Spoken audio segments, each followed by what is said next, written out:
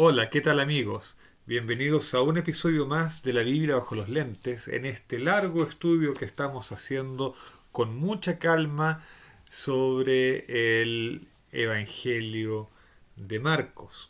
Hoy vamos a continuar en el capítulo 4.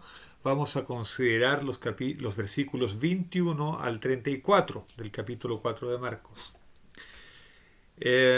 Y vamos a ver que en realidad tiene bastantes semejanzas a el último pasaje que nosotros estudiamos en el video anterior. ¿Mm? Pero vamos a encontrar cosas bastante interesantes también. Así es que vamos al texto. Marcos capítulo 4 versículos 21 en adelante. Leo de la eh, Reina Valera actualizada 1989. Dice así: también les dijo, por supuesto es Jesús el que va a hablar, ¿no es cierto? El evangelista nos dice que Jesús también les dijo: ¿acaso se trae una lámpara para que sea puesta debajo de un cajón o debajo de la cama? ¿No es para que sea puesta sobre el candelero? Porque no hay nada oculto que no haya de ser manifestado, ni nada escondido, sino para que salga en claro. Si alguno tiene oídos para oír, oiga. Les dijo también: considerad lo que oís, con la medida con que medís, será medido para vosotros, y os será añadido. Porque al que tiene, le será dado, y al que no tiene, aún lo que tiene, le será quitado. Vamos a parar la lectura por ahí y vamos a tratar de entender de qué está hablando Jesús. En, en el video anterior nosotros dijimos que Jesús enseñaba usando parábolas y a su grupo de discípulos, él las explicaba. Pero a los de afuera, a la multitud, no les explicaba el significado de las parábolas. Ahora nosotros con estas parábolas estamos en la condición de los de afuera. Eh, seguramente la explicación de estas parábolas de aquí pudo haber sido transmitida por tradición oral, pero nosotros, yo al menos no he recibido nada acerca de eso, así es que me veo en la obligación de tratar de entender de qué está tratando eh, esta parábola. Pero tenemos algunas pistas. Por ejemplo, el, el versículo 21 nos habla de una lámpara, seguramente una lámpara de aceite. ¿Y qué hacen las lámparas de aceite? Iluminar. Lo que hacen es entregar su luz para que las cosas se puedan ver. Así es que no tiene sentido colocar la lámpara dentro de un cajón, debajo de un cajón, tapando la lámpara, o debajo de la cama, porque entonces la lámpara no va a poder entregar su luz y las cosas no se van a poder ver. Entonces el versículo 22 enfatiza eso y dice que no, no tiene sentido guardar secretos porque finalmente todo, aún lo que es secreto, va a ser manifestado. Así es que lo que tienes dentro es mejor que lo muestres, es mejor que lo des a conocer, es mejor que lo entregues. Y probablemente de lo que está hablando esta parábola entonces sea de que es necesario que nosotros entreguemos aquello que recibimos. Y si nosotros hemos recibido de Jesús la palabra de Dios, y si hemos recibido las enseñanzas acerca del reino, es necesario que esas enseñanzas tengan efectos sobre aquello que nos rodea. Es decir, esas enseñanzas deben ser transmitidas, no seguramente como enseñanzas, sino como acciones. Es decir, que esas enseñanzas realicen en nuestro entorno aquello que les es propio. Lo que es propio de la lámpara es iluminar. Lo que es propio de la palabra de Dios en nosotros es que se traduzca en acciones, en acciones que extiendan el reino de Dios. Y entonces viene la advertencia, dice el versículo 24, con la medida con que medís, será medido para vosotros y os será añadido. Es decir, si yo acepto las enseñanzas del reino, y eso se nota porque las enseñanzas del reino las aplico, es decir, se transforman en acciones, entonces se me dará más. Conoceré mejor las labores del reino y creceré espiritualmente hablando.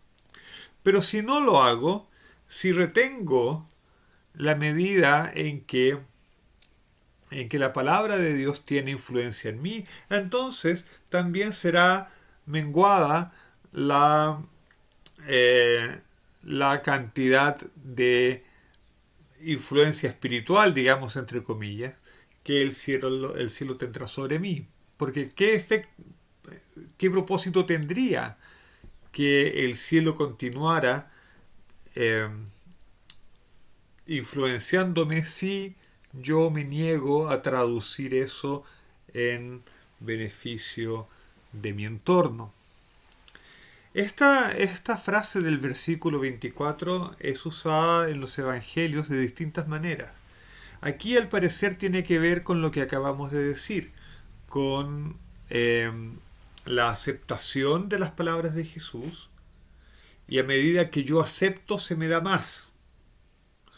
Si yo no acepto, entonces incluso lo poco que tengo se me nubla.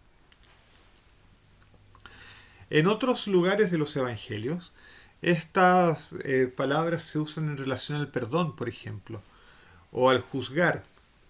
En la medida que yo perdono, soy perdonado, y en la medida que soy benevolente en el juicio hacia los demás, serán benévolos en el juicio acerca de mí. Pero aquí la aplicación tiene que ver al parecer con aquello que se me da y aquello que yo doy.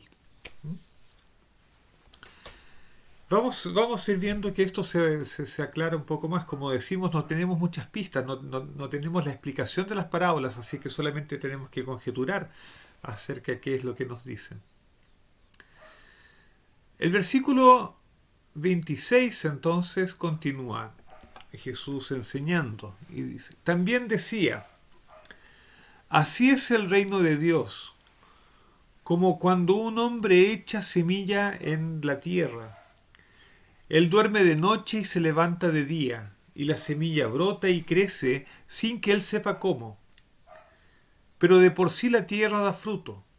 Primero el tallito, luego las espigas, y después el grano lleno en la espiga.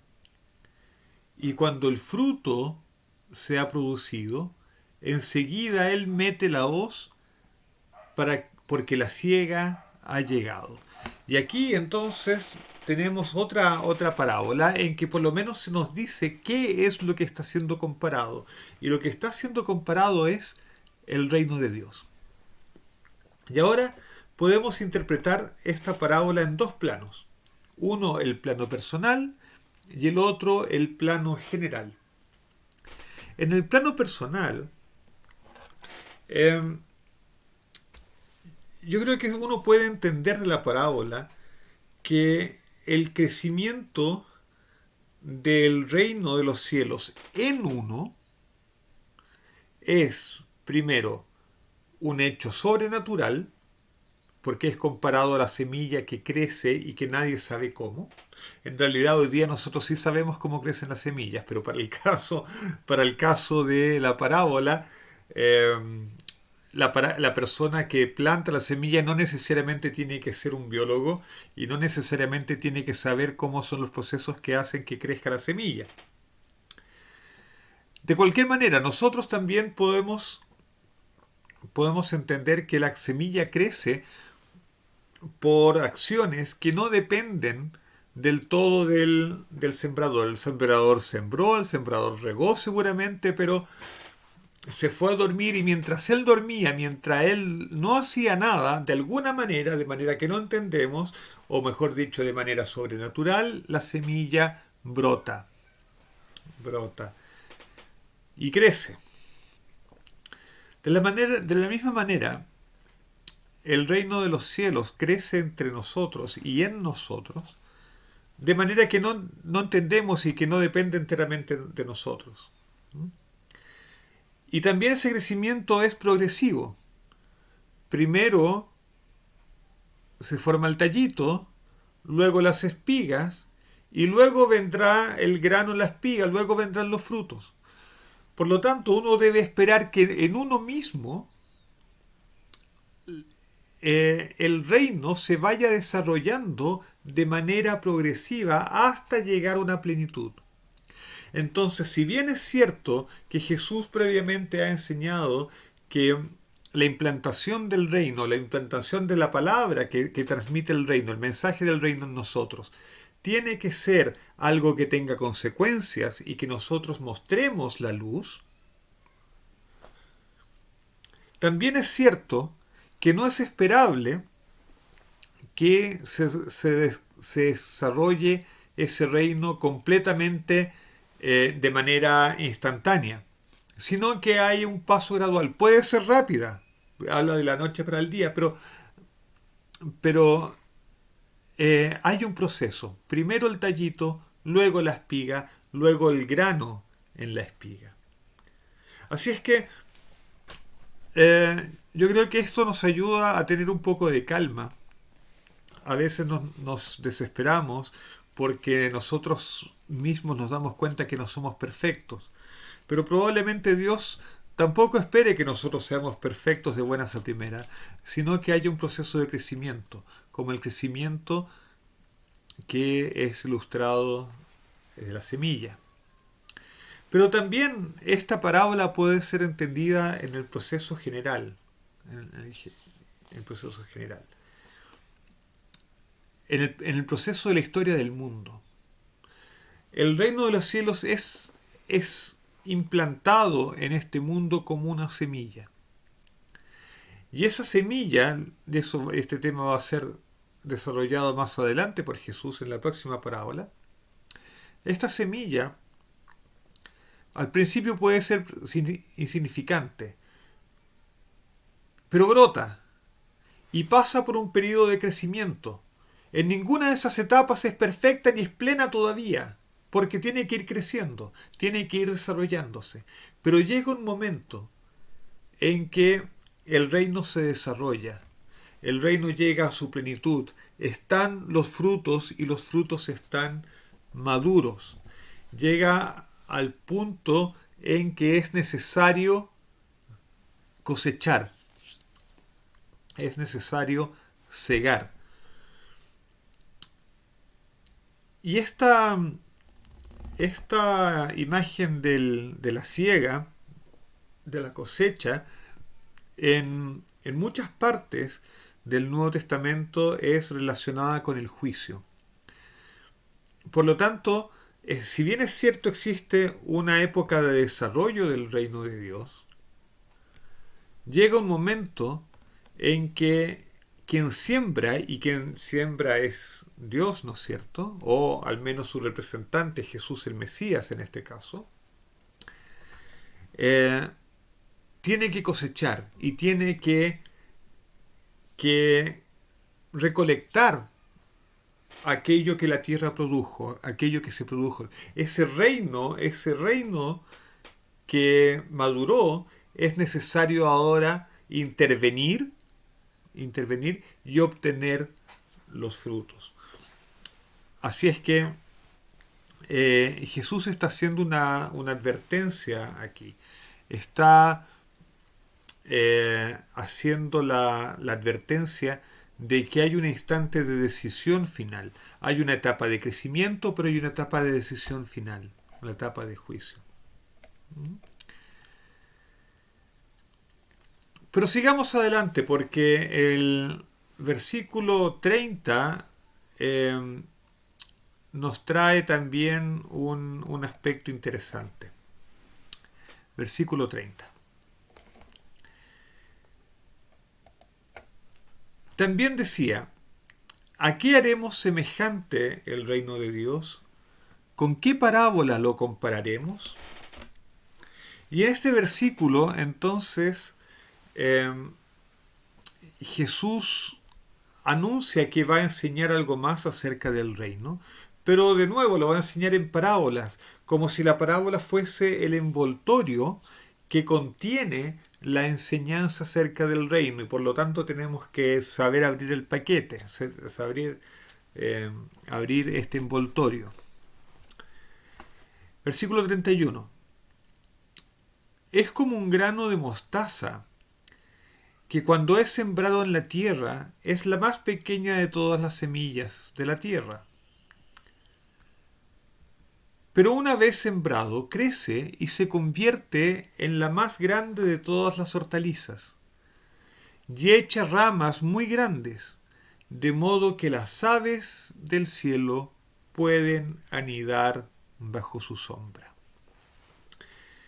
Ya, esta parábola es interesante y es la que vamos a centrarnos porque seguramente nos va a ayudar a entender las anteriores también. Fíjense que es el reino de los cielos el que es comparado con un grano de mostaza. Y el grano de mostaza, que es chiquitito, de él se dice que es la más pequeña de todas las semillas. En realidad no estoy seguro que eso sea así, que sea la más pequeña en términos absolutos, pero no importa, eso realmente no tiene importancia, porque Jesús no está hablando de botánica, Jesús está haciendo una parábola, y en las parábolas es válido hacer exageraciones, usar la figura de la hipérbole. Pero esto nos sugiere ciertos ecos.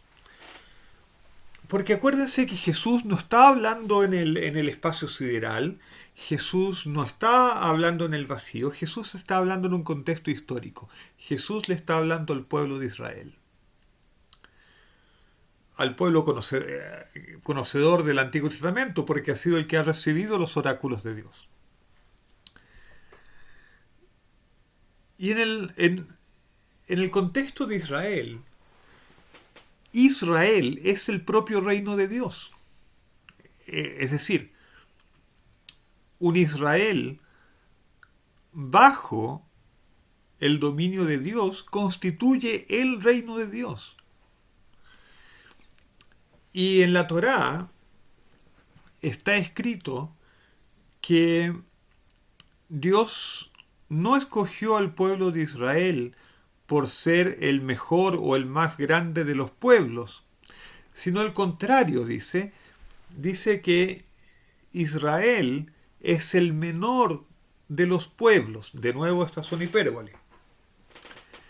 Así es que,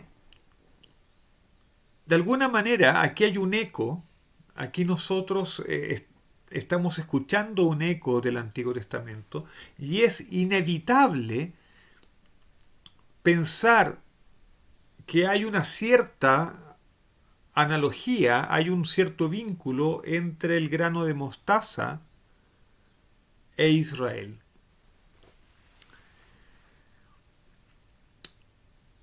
El versículo 32 también nos dice que una vez sembrado este grano de mostaza crece y se convierte en la más grande de todas las hortalizas y echa ramas muy grandes, de modo que las aves del cielo pueden anidar bajo su sombra. Bueno, esto también está lleno de exageraciones, porque la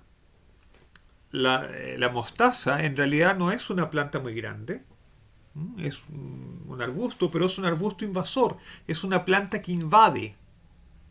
Así es que probablemente lo que nos está diciendo el versículo es que el reino de Dios, igual que la mostaza, es algo que comienza de manera muy chiquitita en el mundo, es plantado de una manera insignificante en el mundo, y de nuevo nos acordamos en Israel, que comienza con Abraham, con su familia, después crece hasta 70 personas que descienden a Egipto, y ahí se multiplican. Y ahí se multiplican y se forman un pueblo, entonces se transforman en un pueblo numeroso, algo así como 3 millones de habitantes, de 3 millones de personas, cosas así, que, que salen, o 2 millones de personas que salen de Egipto, lo que sea. Eh, pero la promesa de Dios es que este reino iba a crecer y que iba a atraer a las demás naciones. Iba a ser grande y las demás naciones incluso la iban a admirar. Se dice en cierta parte del libro del Deuteronomio que Israel, bajo el abrigo de Dios, le iba a prestar dinero a las demás naciones y no iba a pedir prestado. Iba a dominar y a no ser dominada. Eso es una forma de decir que esto que había comenzado tan chiquitito se tornaría en algo importante en el concierto internacional, tanto que serviría como modelo a las demás naciones. Pero el reino de Dios está recomenzando también en Jesús y sus discípulos de manera pequeña, insignificante tal vez. Y lo que está diciendo Jesús es que ese comienzo insignificante va a devenir en algo mucho mayor, mucho mayor. Pero cuando leemos esta parábola, también es inevitable que nos acordemos de otra revelación, otra historia que está en el libro de Daniel, en el capítulo 4. Probablemente ustedes se acuerdan que en ese capítulo el rey Nabucodonosor se trastorna y se vuelve como animal. Pero antes de que eso suceda, él tiene un sueño. Y en ese sueño, en Daniel capítulo 4, Nabucodonosor sueña con un árbol muy grande. De hecho, vamos a leer la historia. Vamos al libro de Daniel, capítulo 4. Daniel 4. Y vamos a ir al versículo 13.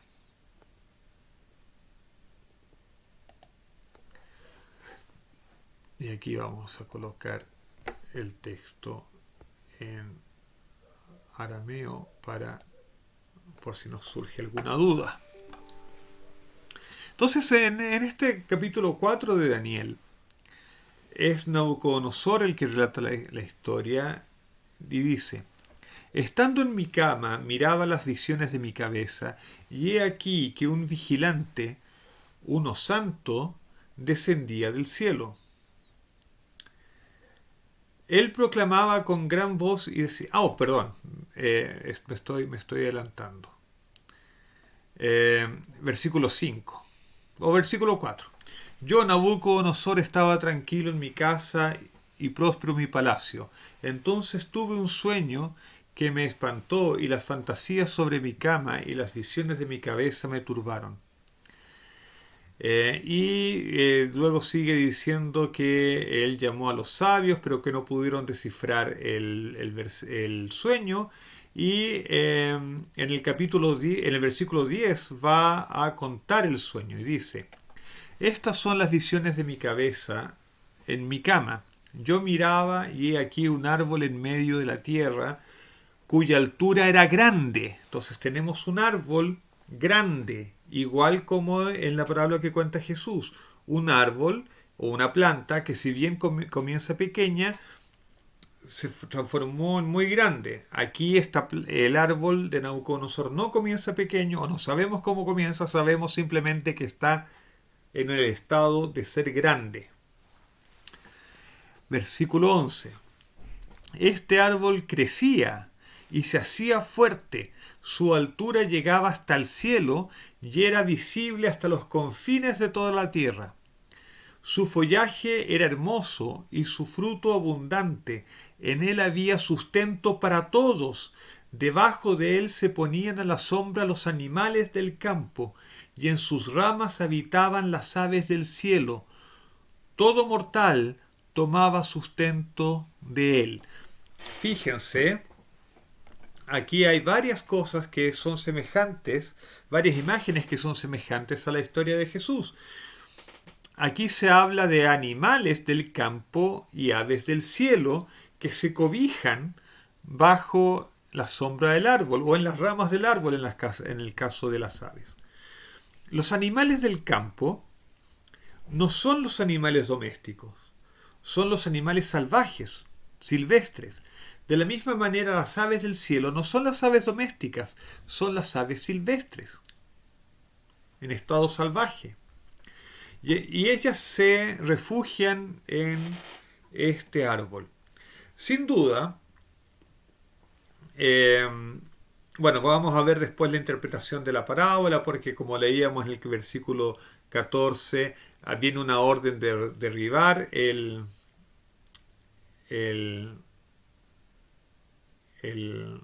árbol.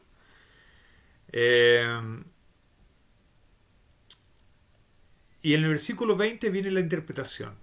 Dice: el árbol que viste, es Daniel el que está hablando, así es que él está dando interpretación. El árbol que viste, que crecía y se hacía fuerte y cuya altura llegaba hasta el cielo y que era visible a toda la tierra, cuyo follaje era hermoso y su fruto abundante, de modo que en él había sustento para todos, debajo del cual habitaban los animales del campo y en cuyas ramas las aves del cielo tenían su morada, eres tú mismo, oh Rey, que has crecido y te has hecho fuerte. Tu grandeza ha crecido y ha llegado hasta el cielo, y tu dominio,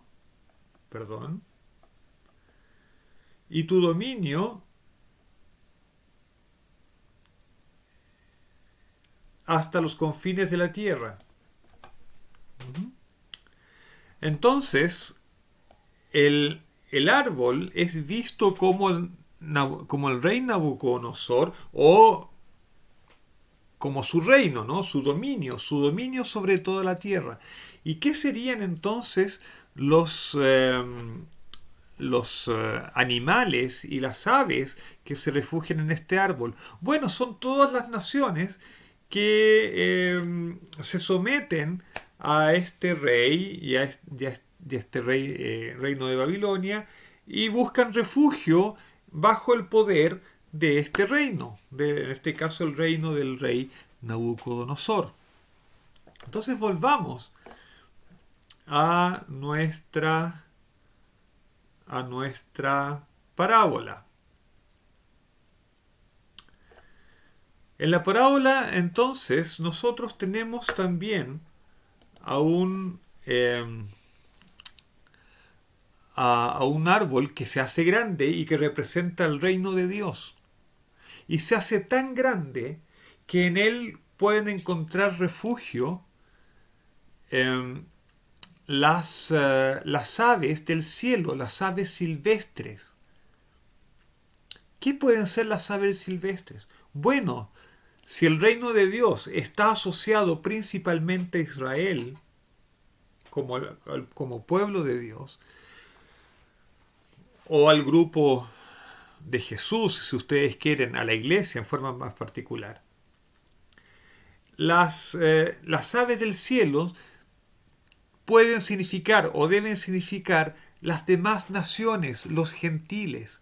Es decir, este es un reino que es inclusivo, que acepta a los demás, que no han recibido el reino como encargo, acepta que los demás busquen refugio. Las aves del cielo son personas que, no siendo del pueblo propiamente dicho del reino, pueden entenderlo como Israel o como la iglesia, sí encuentran refugio espiritual en ese reino. Sí de alguna manera se allegan a Dios sin llegar a pertenecer a la ciudadanía del reino. Me, me explico. En el caso de Israel, por ejemplo, uno puede entender que se trata de los gentiles que se allegan al reino sin necesariamente convertirse al judaísmo. O en el caso de la iglesia uno podría entender que se trata de personas que se acercan a Dios sin necesariamente pertenecer a la iglesia, pero que aún así encuentran refugio en el reino de los cielos, porque de alguna manera se allegan a Dios, buscan refugio en Dios.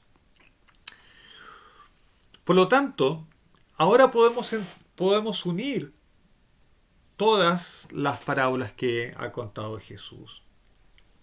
Y podemos pensar que de lo que se trata es que finalmente Jesús nos enseña los principios del reino, y estos principios del reino tienen que cobrar vida en nuestra vida, tienen que crecer en nuestra vida, tienen que desarrollarse en nuestra vida, transformarse en acciones, y en esas acciones, mientras nosotros vivamos el reino crece.